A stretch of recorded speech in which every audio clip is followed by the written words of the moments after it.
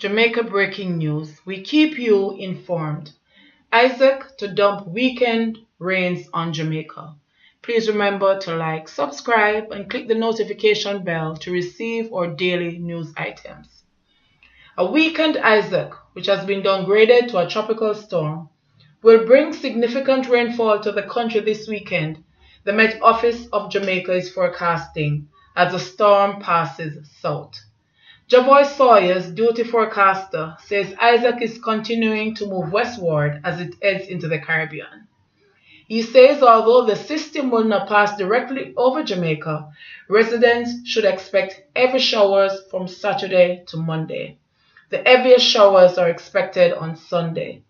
Sawyers says increased rainfall advisories will be issued as necessary. Isaac earlier this week strengthened to a Category 1 storm, but later weakened as it approached the Lesser Antilles. We'll keep you informed on this story as more information is provided.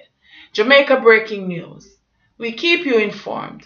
Please remember to press the like button, subscribe, and click the notification bell to receive our daily news posts.